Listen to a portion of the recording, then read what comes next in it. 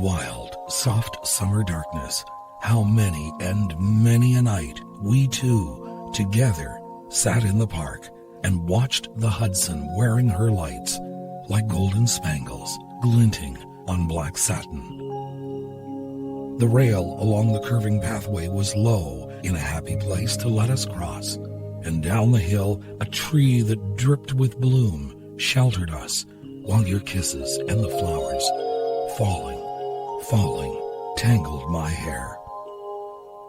The frail white stars moved slowly over the sky, and now far off in the fragrant darkness, the tree is tremulous again with bloom, for June comes back.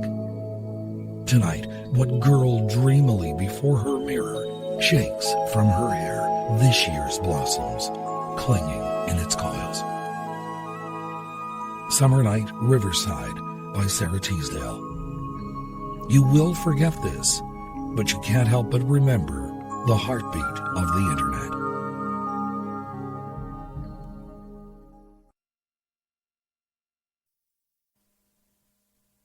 This is called The Mirror in the Woods from Natural Numbers, written by Kenneth Rexroth. A mirror hung on the broken walls of an old summer house deep in the dark woods. Nothing ever moved in it but the undersea shadows of ferns, rhododendrons, and redwoods. Moss covered the frame. One day, the gold and glue gave way, and the mirror slipped to the floor. For many more years it stood on the shattered boards. Once in a long time, a wood rat would pass it by without ever looking in. At last we came, breaking the sagging door and letting in a narrow wedge of sunlight. We took the mirror away and hung it in my daughter's room with a bar before it. Now it reflects Rouen, écarté, relief, and arabesques. In the old house, the shadows, the wood rats, and moss work unseen. Edgar Lee Masters, quoted by H.E. Richardson in the biography of an American writer, Jessie Hilton Stewart, wrote, "Genius is a bend in the creek where bright water has gathered and which mirrors the sky, the trees, and the banks. It just does that because it is there and the scenery is there. Talent is a fine mirror with a silver frame, with the name of the owner engraved on the back."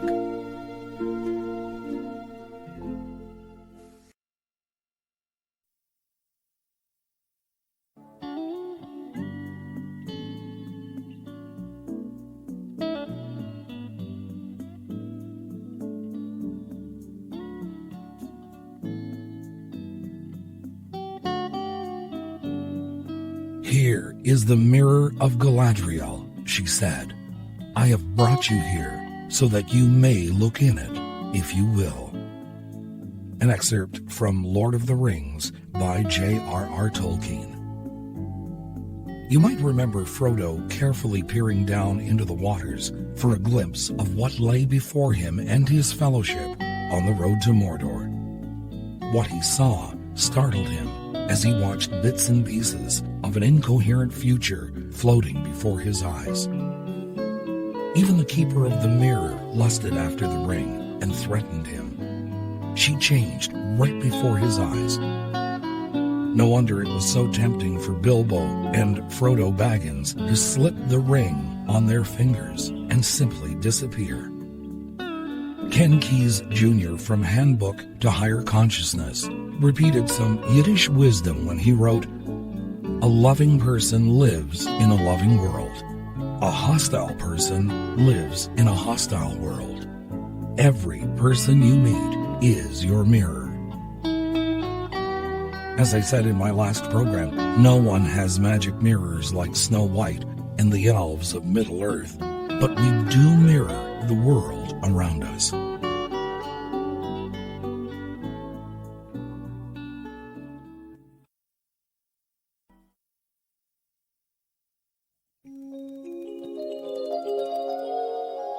author Noah Ben Shea from The Word, Jewish Wisdom Through Time, with another Yiddish folktale, and I quote, "An old man sat outside the walls of a great city.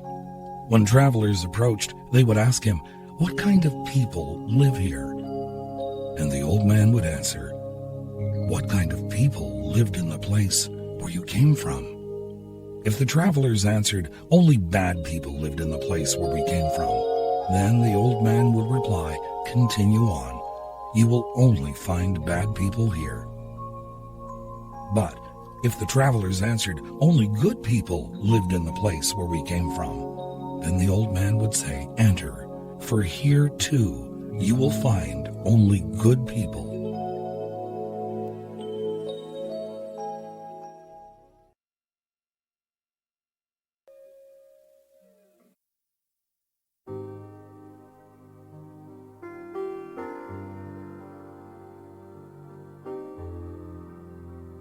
Daphne Rose Kingma in A Garland of Love, Daily Reflections on the Magic and Meaning of Love, published by Canary Press, wrote, "Inside the intricacy of our psyches, we all know how much we need to be seen. None of us has come of age having been seen so well that we can truly see ourselves, who we are, how we look, what we came here to do, how we are broken, what moves and touches us. Knowing the particular ways in which you need to be mirrored and discovering the ways in which the person you love also needs to be given an image of him or herself is one of the kind undertakings of love. So today, see if you can identify some aspect of yourself that is still invisible to you. Your wit, your ability as an artist, your intelligence, and tell the other person how very much you need this to be reflected back to you. Love is the mirror in which we are given back the truest image of ourselves.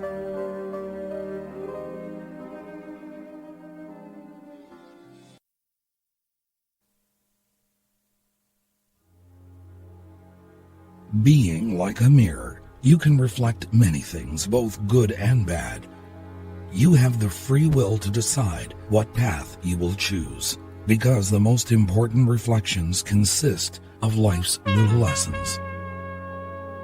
This is called Life Lessons from Lovebirds. It was written by Vicky Lynn Agee and featured in Chicken Soup for the Pet Lover's Soul. Vicky Lynn writes, and I quote, "Recently, my husband and I were walking through a local mall near closing time when we decided to stop and take a look around the pet store. As we made our way past the cages of poodles and Pomeranians, tabby cats and turtles, our eyes caught sight of something that immediately charmed us. A pair of peach-faced lovebirds. Unlike many other lovebirds we encountered there, this particular pair looked truly in love. In fact, they snuggled and cuddled next to each other the whole time we watched them. Throughout the next few days, my mind returned to the image of those two delightful birds. I admired their devotion and felt their very presence inspiring. Apparently, these birds had the same effect on my husband, because he showed up late from work one night shortly thereafter, clutching an elegant bird cage that housed those two precious creatures, and introduced them as new additions to the family. For days we wrestled with names of well-known couples, coming up with everything from Ricky and Lucy and George and Gracie to Wilma and Fred. But finally, we decided on Ozzie and Harriet, a gentle reminder of a simpler day when love and togetherness between couples were not only a commitment, but a way of life. And so it is with this in mind that I have watched these lovebirds and made the following observations about life and love. Number 1, if you spend too much time looking in the mirror, it's easy to lose your balance. Number 2, always keep a pleasant look on your face, even if your cage needs cleaning. Number 3, if your mate wants to share your perch with you, move over. Number 4, the real treats in life usually come only after you've cracked a few holes. Number 5, it takes 2 to snuggle. Number 6, sometimes your mate can see mites you didn't even know you had. Number 7, singing draws more affection than squawking. Number 8, it is only when your feathers get ruffled that your true colors really show. Number 9, too many toys can be distracting. And number 10, when you have love in your heart, everyone around you will find joy in your presence. End quote. Wonderful observations by Vicky Lynn Agee.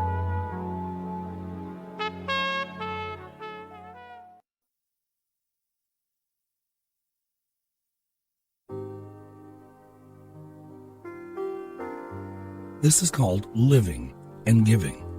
Whatever you give away today, or think, or say, or do, will multiply about tenfold and then return to you. It may not come immediately, nor from the obvious source, but the law applies unfailingly through some invisible force.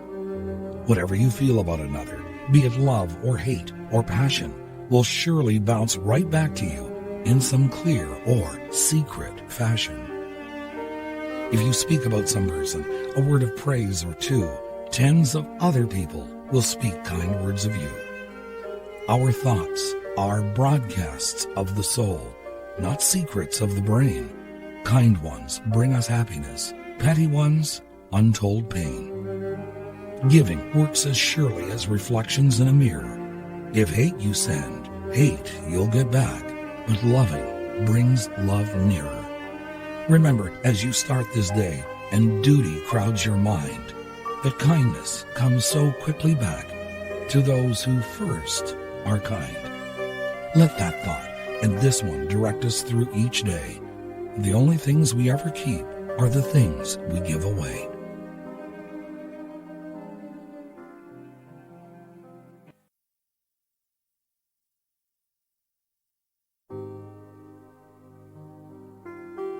For the most part, these have all been wonderful life lessons, ones that are learned by observation, while others we seem to have some kind of knowledge of deep within us. It's like we act on instinct. So, what if we were born with some of this knowledge hidden from view, like a blueprint?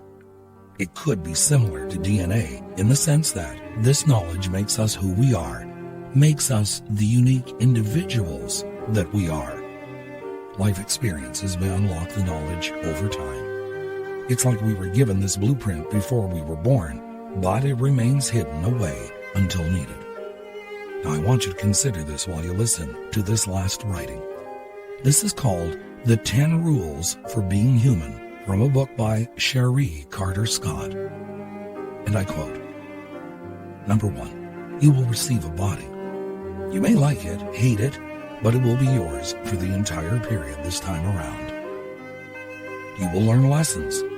You are enrolled in a full-time informal school called life. Each day in this school, you will have the opportunity to learn lessons. You may like the lessons or think them irrelevant or stupid. There are no mistakes, only lessons. Growth is a process of trial and error, experimentation. The failed experiments are as much a part of the process as the experiment that ultimately works. A lesson is repeated until learned.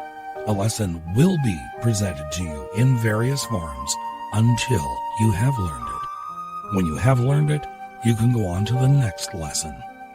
Learning lessons does not end. There is no part of life that does not contain its lessons. If you are alive, there are lessons to be learned. There is no better than here. When your there has become a here, you will simply obtain another there that will again look better than here. Others are merely mirrors of you. You cannot love or hate something about another person unless it reflects to you something you love or hate about yourself. What you make your life is up to you. You have all the tools and resources you need.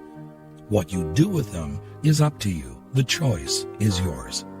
Your answers lie inside you. The answers to life's questions lie inside you. All you have to do is look, listen, and trust. You will forget this. And know you can remember it. Good night, sweet dreams. I'm Don Jackson.